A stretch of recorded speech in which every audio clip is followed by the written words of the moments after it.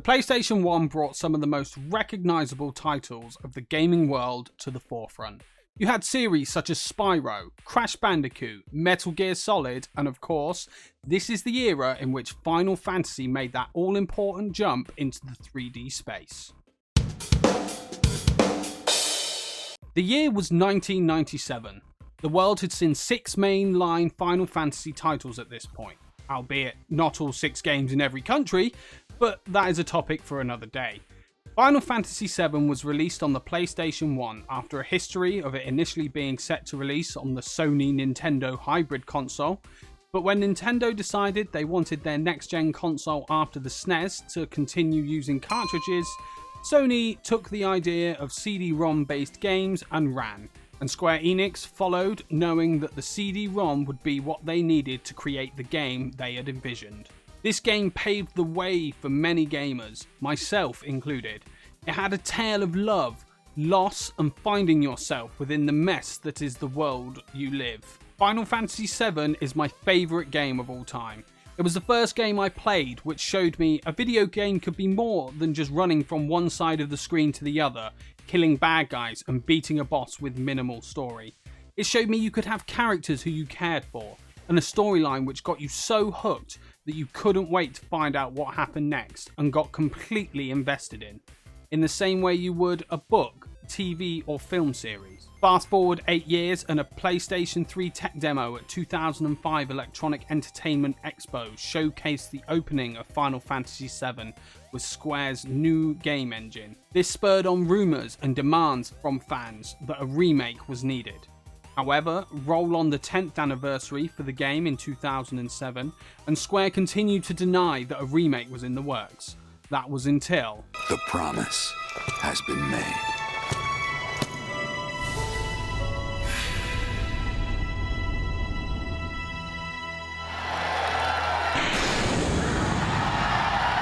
E3 2015 saw the reveal trailer to Final Fantasy VII Remake, which received a standing ovation.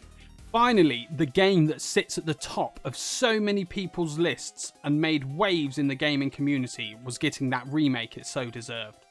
At this point, it was just a waiting game. Years passed with occasional announcements being made showing off how it was going until it was finally released on April 10th, 2020. Final Fantasy VII Remake was developed and published by Square Enix for the PlayStation 4 and is what I shall be reviewing today. Now, I shall be doing this a bit differently today, as it is a bit difficult for me to talk about this game and give my full thoughts without going into spoilers. With that said, I shall go over the story section and final thoughts section twice. The first time will be fairly spoiler free with only minimal spoilers, which should not affect anyone, hopefully. After that, I shall then go back and talk about all of the spoilers and the ending. This is so that anyone who does not want any major spoilers can avoid them easily, and those who want to hear my views on the game's ending and how everything is handled can watch till the end to hear it all. Now, if you have never played Final Fantasy VII before, you will hear a lot of terms that may not mean anything to you. I shall try to explain as much as I can as I go, but of course I cannot explain every little thing. Otherwise, we would be here for weeks. Just so you're aware, all of my footage is from the hard mode playthrough. So without further ado, let's review Final Fantasy VII Remake. The story of Final Fantasy VII Remake is only the first part of Final Fantasy VII. It takes about 30 to 40 hours to finish a non-completionist run of the original game. Final Fantasy VII covers about the first 4 to 6 hours of this and stretches it into about 30 hours. So, let's talk about the main cast first, as it will save explanation going forward. You have Cloud, our main protagonist, who is a mercenary for hire and ex-soldier. The super soldiers fused with a substance known as Mako, who work for the Shinra Electric Power Company. There's Barrett, the leader of the eco-terrorist group known as Avalanche. This guy has a gun for an arm and undying love for his friends, his daughter Marlene, and the planet, and has some real intense speeches that he likes to push out from time to time. You then have Tifa, Cloud's childhood friend who works with Avalanche and is a hell of a fighter. Aerith, the flower girl who you meet within the game, who has a deep backstory and wants to save the planet from more threats than is initially realized. And last but not least, the 3 members of Avalanche, Jesse, Wedge and Biggs. These guys have some fantastic character to them, and it's great to see them fleshed out from the original game so much. The game begins with this gorgeous opening cutscene of this mountainous terrain and a bird flying towards the city of Midgar, where the game takes place. It then starts to show you the hustle and bustle of the city, its trains, cars, and the people going about their daily lives. It then focuses on a large machine shooting up a green beam of light as it fades to a girl staring at a cracked pipe with this same green glow emanating from it.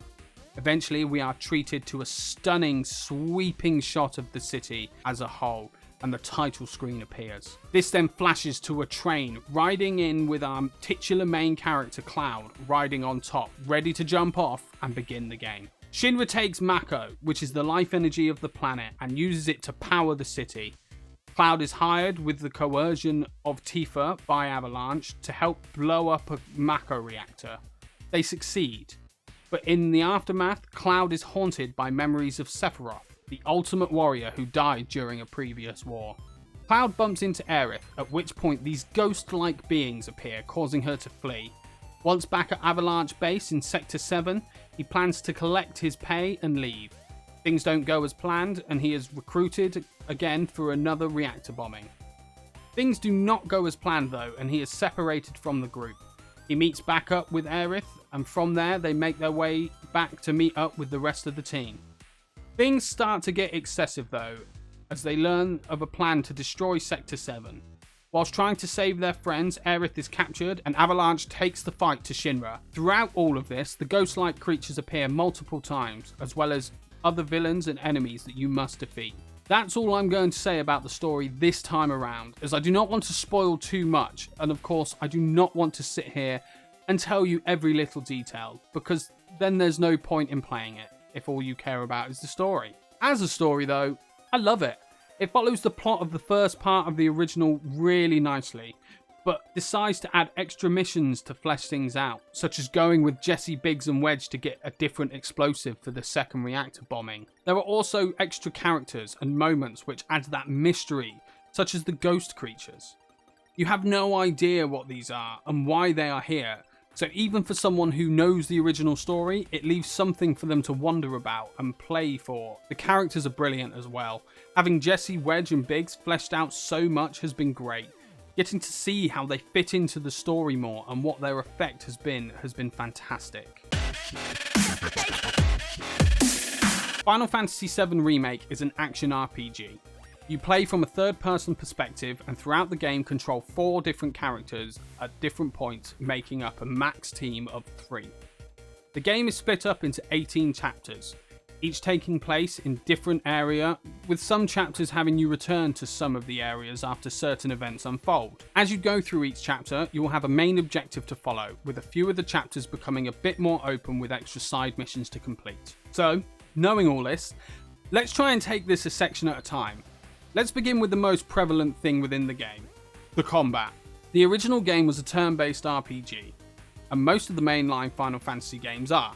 Final Fantasy VII Remake decided to take the combat of Final Fantasy XV and expand upon it, and basically make it a lot more exciting. No offense to Final Fantasy XV, it is a game I enjoyed, but there were definitely some bits it fell flat with, and unfortunately, the combat could have been fine-tuned just that bit more.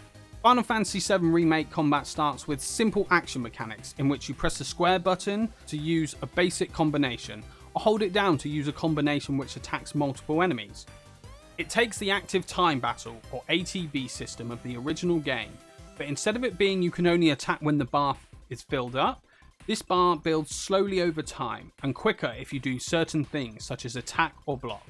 And when you have a bar filled, you can cause the fight to slow down to a snail's pace so that they may use special commands, such as abilities, items, or magic, with magic also taking up your MP.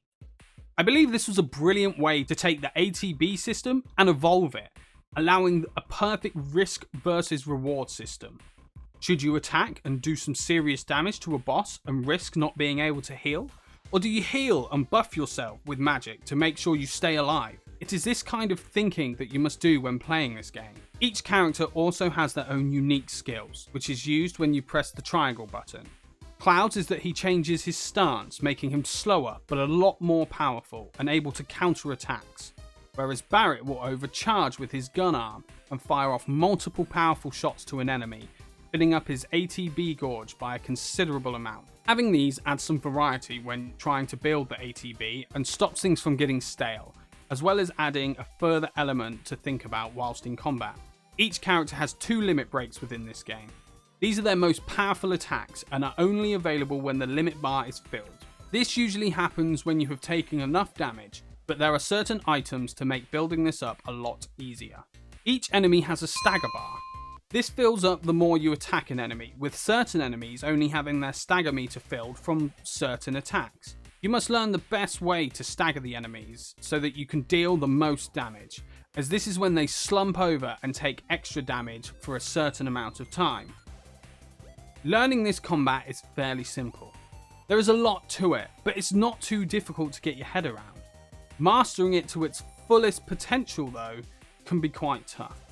Finding the perfect combinations is something that can be quite exciting and very rewarding when you absolutely nail it. In my opinion, they have made the combat a decent mix of fast moving action and strategical thinking, with the ATB meter making it some of the best combat I have played in a long time. Next, let's talk about weapons and abilities. Each character has several different weapons that they get through the game, each of which have different bonuses to different builds, whether you want to deal more magic damage, be a brute force on the front line, etc, etc.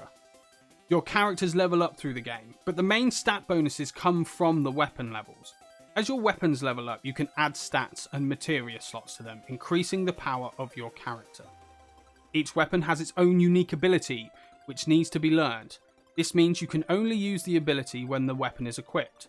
To learn it, you must use the ability a certain amount of times within combat.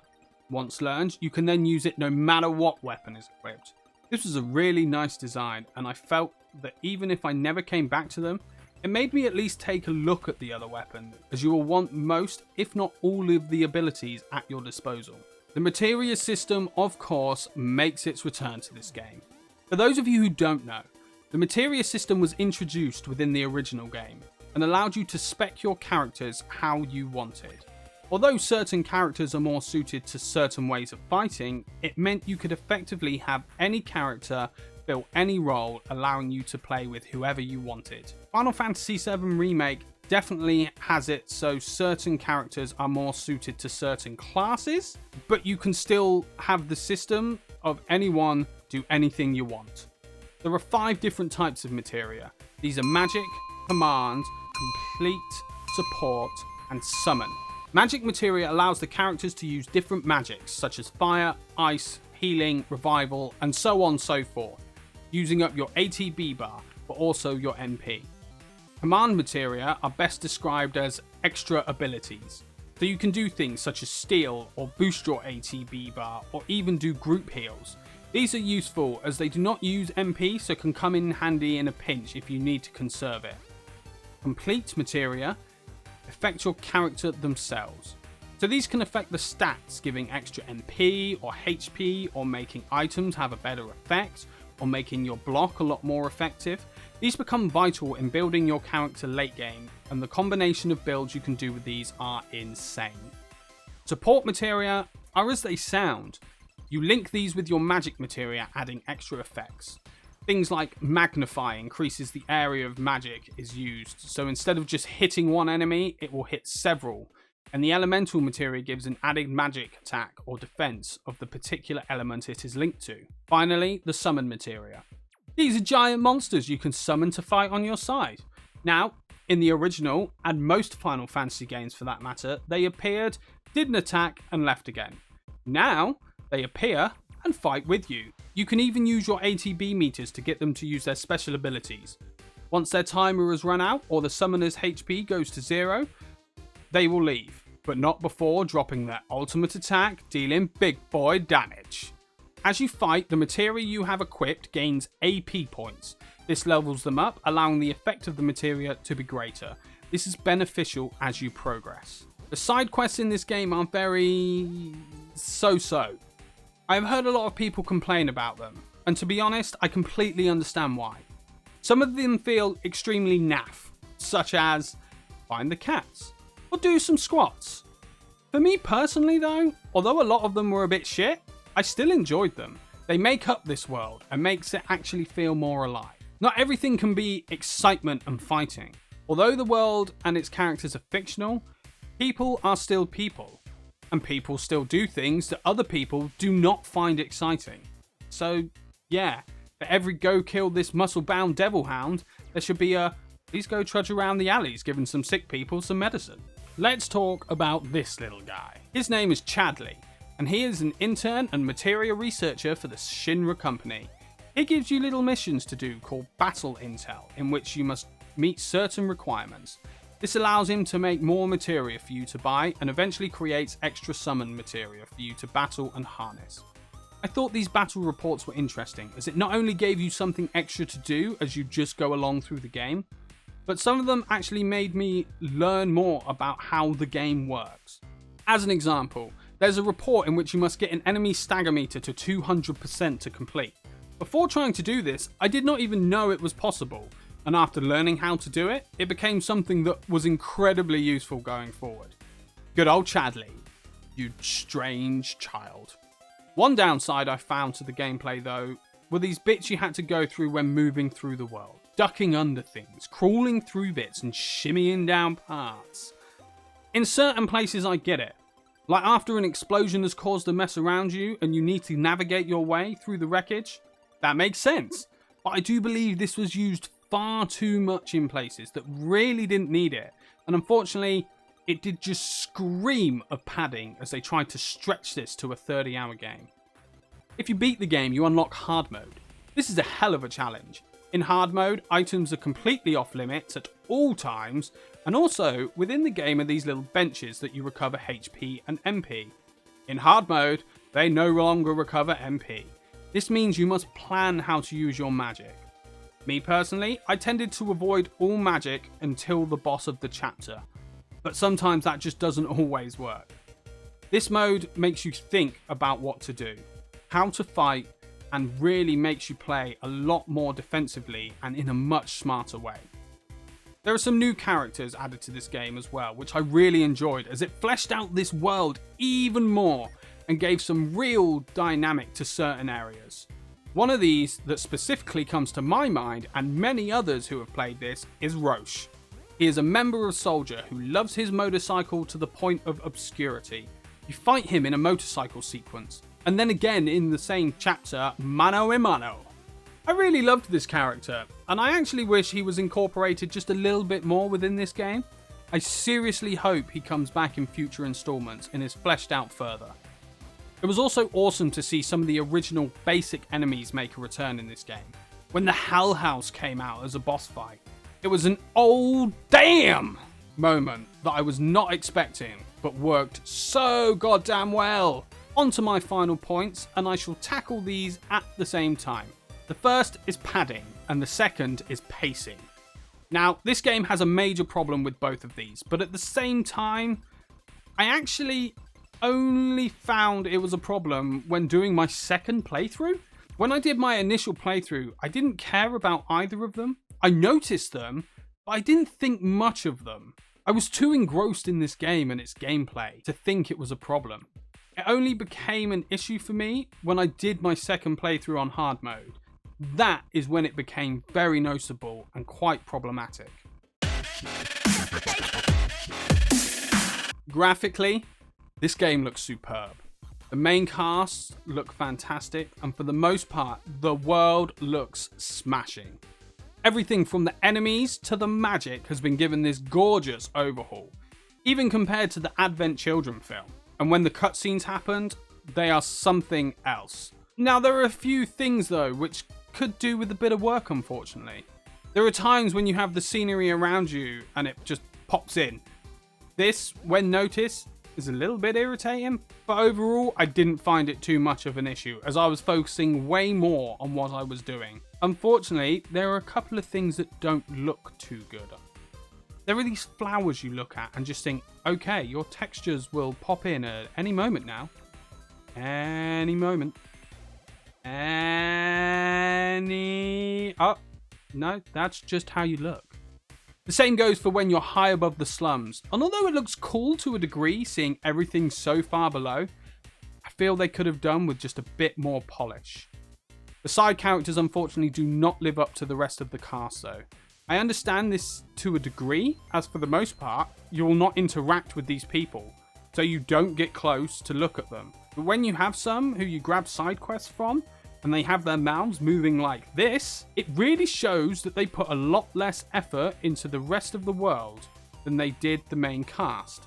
Once again, a smidge more polish would go a long way here. The music in this game is great. I love it. Hearing all of those old tracks being updated sounds great. There are music discs you can find throughout the game as well, so you can play a lot of the remixed tracks on the jukeboxes around. Some tracks done for the game are maybe not quite as good as the original, but they still sound decent. An example of this will be the new Wall Market theme. Although I really enjoyed it, it does not quite hit the same spot as the original did. This place is run by a crime lord known as Don Corneo, and is home to many scumbags. The original theme gave you the feel of this, whereas the new music unfortunately does not. Either way, the music is definitely something you should spend some time listening to when playing this game, as a lot of it is spot on and hits the mood of the scenes perfectly. The voice cast have done a fantastic job. You have Cody Christian doing the voice of Cloud, which he absolutely nails, and Briana White voicing Aerith, giving that perfect rendition of the character, making this perfect blend of kind with some sass thrown in for good measure. You have Matt Jones, aka Badger from Breaking Bad, do the voice of Wedge, and then a version of Superman doing the voice of Sephiroth. They picked the perfect people for this cast, and it really shows at certain times. Especially when John Eric Bentley is giving his epic speeches as Barrett in one moment, and then the heartfelt points in which he is either talking to or referencing his daughter in another. On the point of voices, the world feels alive as they have made it. As you walk around in the built-up areas of people, you hear the background characters having their own conversations. This helps bring this world alive perfectly. It makes you feel the hustle and bustle of Wall Market and other areas of the slums seem really realistic. Final Fantasy VII Remake, in my opinion, is one of the best games in years. It has taken a beloved 23-year-old game and brought it into the present with stunning graphics, fantastic music, brilliant voice acting, and a combat system which is on point. And a story that, although the same, has enough differences within it to keep old and new fans hooked. Without spoiling anything, there is a sense when playing this game that some understanding of the original game's story and the Final Fantasy VII franchise is needed as you get towards the end. But I don't think it's too big of a deal in all honesty. If anything, I would hope it would make some people want to go back and play the original. A lot of people had a complaint that the new game was too linear. To those I say, of course it is. It is based upon the beginning of a game in which the beginning is very linear. It's not till part 2 where it's supposed to open up. How it opens up?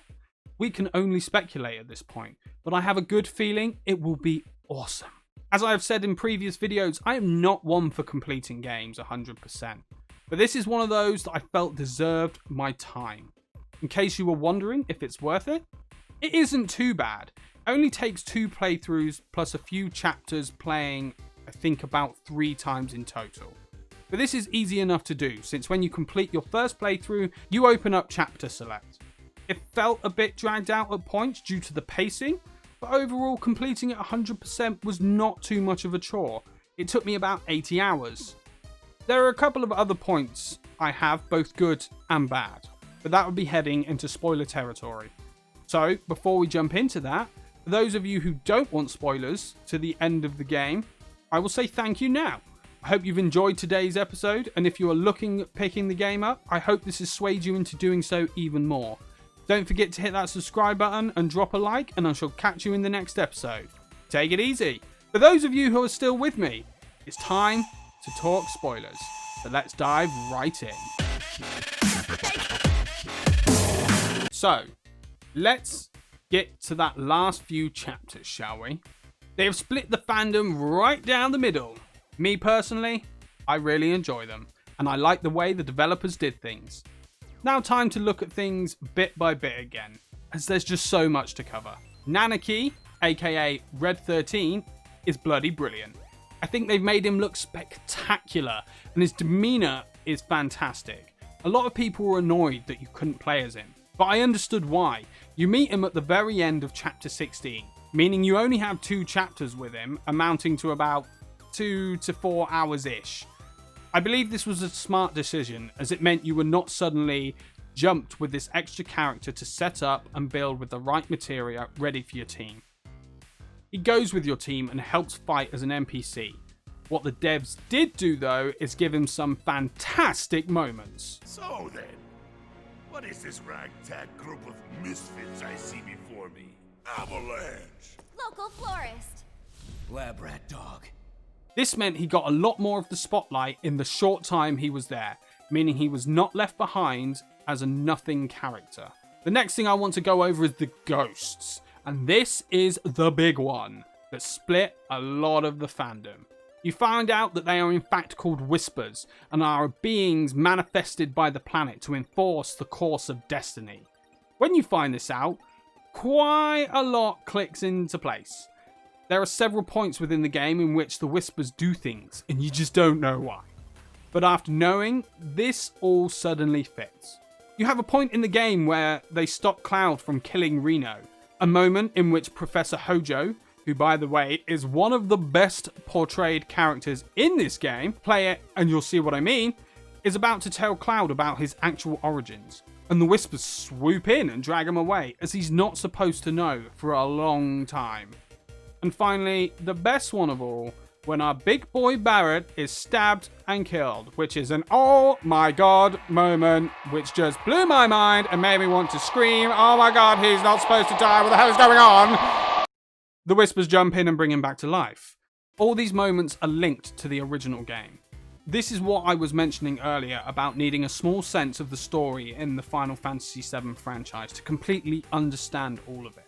In the final chapter, Aerith opens a portal and states that through it is freedom. Boundless, terrifying freedom. You head through and you fight the Whispers and destiny itself.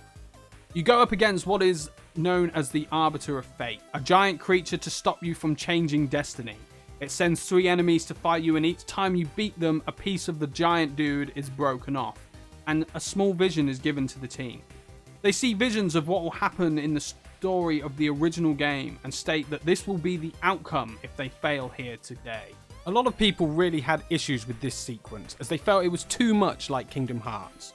Me personally, I see the comparisons. I even see the comparisons with the combat.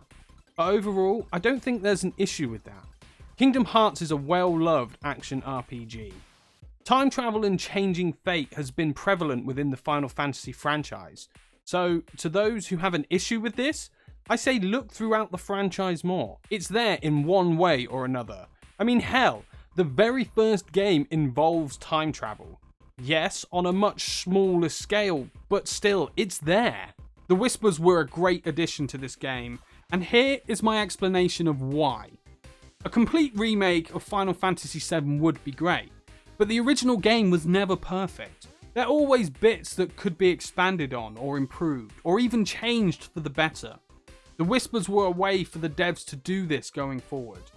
They have stated that we can expect the Final Fantasy VII story we know and love, but this now gives them the freedom to change things for the better or give more choices to improve the game.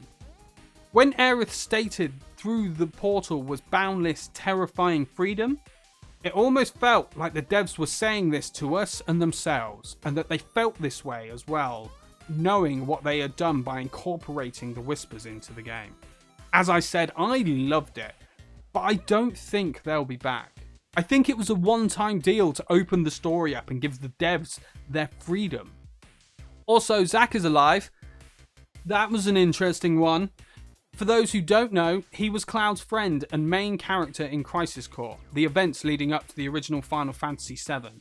He died protecting Cloud and gave Cloud his Buster Sword and his legacy, leading to the person Cloud becomes.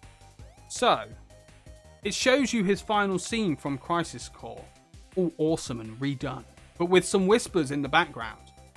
Later you see him after the battle and he has survived. This is strange. How can he survive? If he does not die, Cloud does not become who he is, and the events of the game do not go forward. The other thing you see is a food packet blow past his leg with a particular picture on it. Throughout the game you see pictures of a dog called Stamp. He is used to direct Avalanche when on missions. The packet that blows past Zack's leg has Stamp on it, except he's a different breed. The main theory behind this is that a different timeline has been created. I don't know how to think about this in all honesty. I don't know where I can see this element of the game going. I might just start confusing things just for some fan enjoyment since the character was so popular. Finally, we come to the big bad himself, Sephiroth. He has been treated very interestingly within this game. He was only mentioned, and the assumed mayhem in his wake was seen by that of his sword in someone's back, and the giant snake, the Zolom, impaled. Within the remake you see him very early on, and a few times throughout the game thereon. This is an interesting approach. The reason being because you of course no longer have that build-up of who he is. At this point in time, people who play the Final Fantasy games know exactly who he is, and know exactly what he is capable of. Holding him back would be cool and build suspense, but at the same time, why bother? You can create just as much suspense at this point, and I believe they did. Whenever you see him, although you feel like you know the character, something seems different. Something seems not quite the same, but I could never put my finger on it, and that is what built the suspense. The Final Fantasy VII Remake Ultimania came out in Japan, and a fan translation has been done. It actually states there are 4 versions of Sephiroth within the game. I'm personally not going to go into this, but the overall idea is that not all of them are the same Sephiroth from the original game. But first, let's talk boss fight! The final fight in this game is with the big bad himself. Now, this is something that almost felt a bit like they couldn't resist it. Almost like it's Final Fantasy VII. Gotta give him that boss fight with one winged angel playing. This fight is awesome in one way and not in another. I found it was great because it really tested how I played the game and made me use everything I had learned, and it made me feel awesome putting Sephiroth in his place. It's bad because it feels rushed. I know they've changed the story, which I did enjoy, but this story is huge, and throwing him in this early makes it feel too early. His presence should be felt a lot more throughout this series before this fight should happen. So yeah, great fight because it was fun to play, but bad fight because it was just way too early. Now we got that out of the way, let's talk about one of the forms of Sephiroth. The final one. After your fight, Cloud and him are stood at what he says is the edge of creation.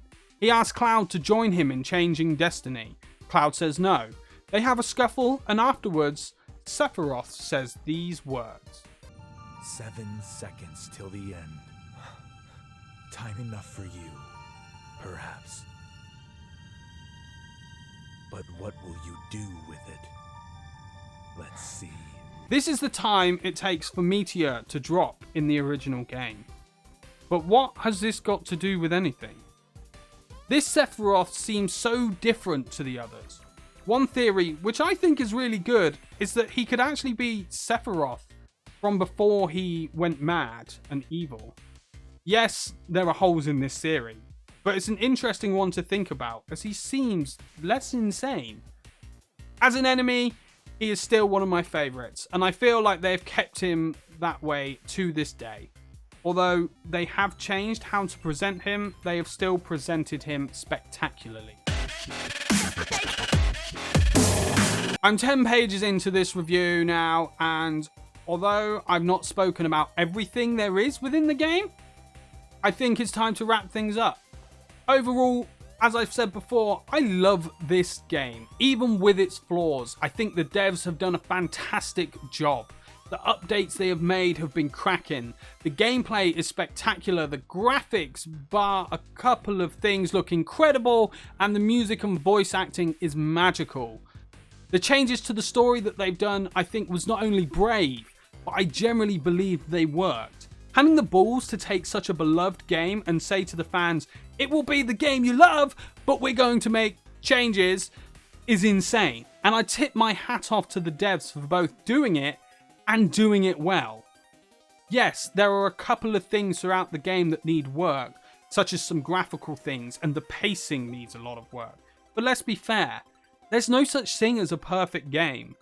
If it was a perfect game, then the sequels could never improve on the previous, and will only go backwards, which I'm pretty sure no one wants. So that's all the time I've got for today, everyone, and I hope you've enjoyed today's episode. Bit of a long one compared to my usual reviews, but there was a hell of a lot to talk about. If I didn't cover something in this review and you wanted to hear my views on it, then please let me know in the comments below and we can have a chat about it. Everyone else, did you play this game? If so, what did you think? Did you enjoy the changes made, or did you think it was a risk that didn't pay off? I would love to know your thoughts about it. Don't forget to hit that subscribe button and ring that bell to keep up to date on all my latest content. So smash that like button and I shall catch you next time. Take it easy, everybody.